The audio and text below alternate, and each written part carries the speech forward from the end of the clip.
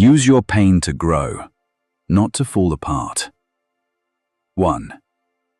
Pain. It doesn't come gently. It doesn't send warnings or ask permission.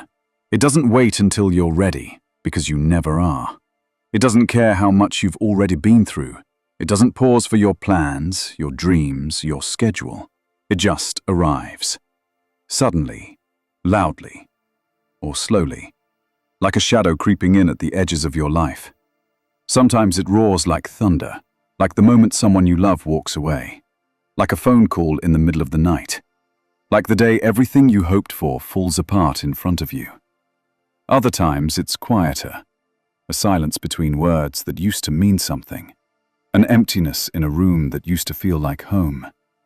It shows up in the spaces where laughter used to live, in the memory of what could have been.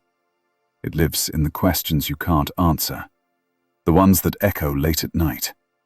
Why did this happen? Why me? Will it always feel this way? If this resonates with you, share your thoughts in the comments. Don't forget to like and subscribe. Turn on notifications so you never miss an update.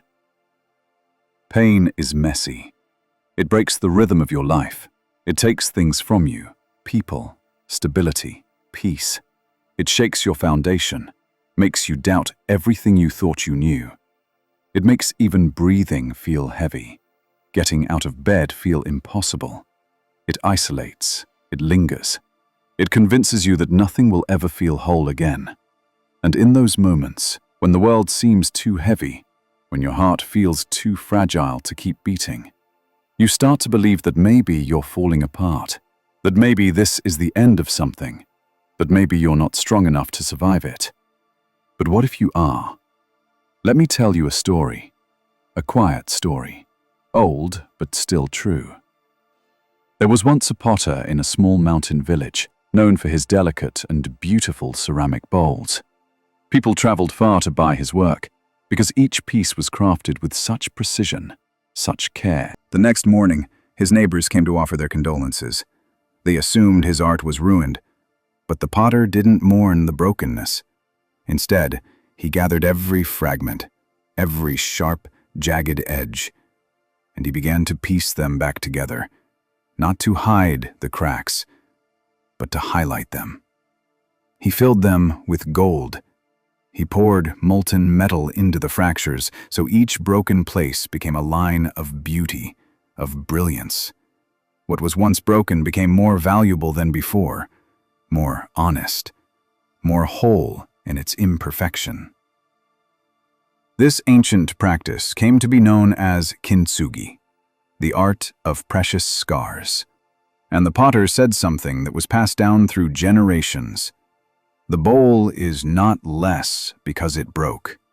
It is more because it survived.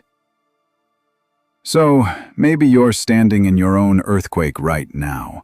Maybe the pieces of your heart, your dreams, your hope are scattered on the floor. But hear this. Your brokenness is not your ending. It's your raw material. You are not meant to hide the cracks.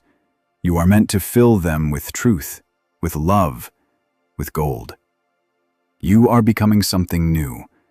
You are not falling apart. You are being remade. 3. Every scar tells a story. Not one of defeat, but of survival. Of a battle fought, sometimes silently, sometimes screaming, but always with a heart that refused to stop beating. You see, we tend to hide our scars. We dress them in silence, in shame, as if healing is something we should apologize for. But scars are proof that you were hurt, and also that you made it through. The world may not know what you've carried. It may not see the nights you couldn't sleep, the mornings you couldn't rise, the days you smiled through pain so loud it echoed in your chest. But you were there. You lived it.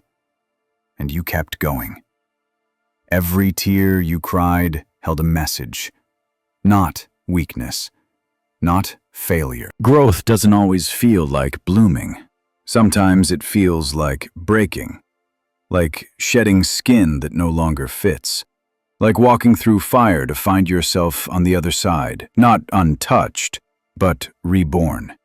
You may not see it now, but every wound you carry has made room for wisdom.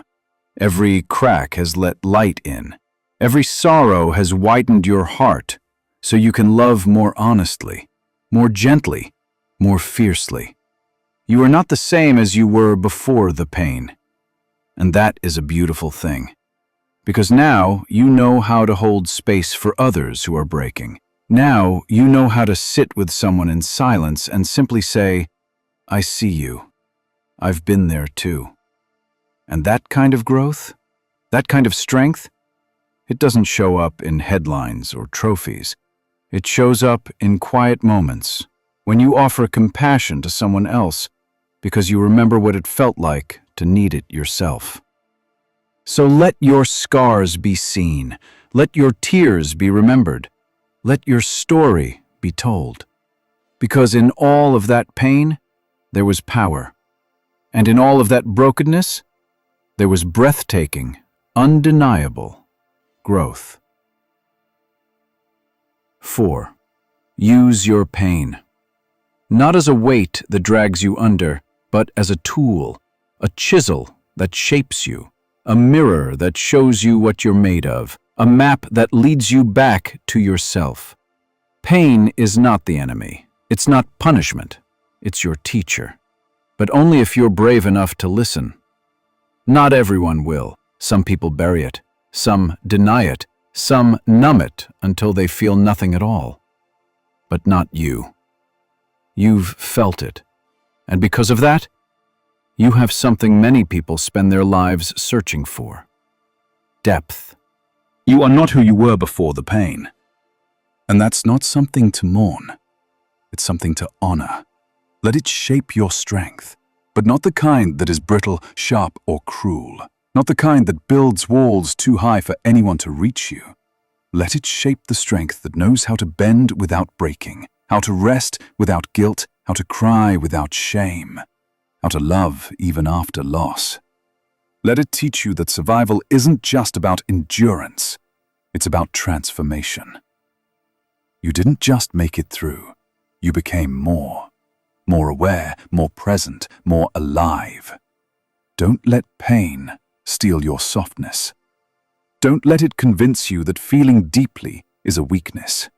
Your tenderness is not a flaw. It is a form of courage to still choose gentleness after what tried to harden you, to still believe in light after sitting in so much dark. So no, you are not defined by what broke you. You are shaped by how you chose to rise. You are the artist and the clay, the wound and the healer, the storm and the stillness after. Let pain shape your strength, not steal your spirit. Let your story speak not of what tried to bury you, but of the roots you grew beneath the surface, quietly, patiently, until the day you rose again. The wound is the place where the light enters you. Rumi. You are not falling apart, even if it feels like it. Even if some days your heart feels like a shattered mirror, too many sharp pieces to hold. Even if you look in the mirror and barely recognize the person staring back.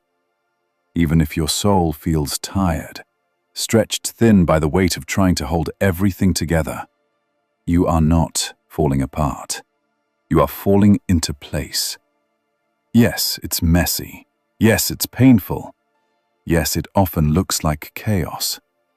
But sometimes, becoming whole first requires being undone. Sometimes we have to lose what we thought we were to make room for who we were always meant to be. So keep walking. Keep breathing. Keep becoming. You are not falling apart. You are falling into alignment, into purpose, into wholeness. Let pain teach you. Let it shape you. But never, ever let it stop you. Because even here, especially here, you are still worthy. still growing, still becoming, still beautiful. If this resonates with you, share your thoughts in the comments. Don't forget to like and subscribe. Turn on notifications so you never miss an update.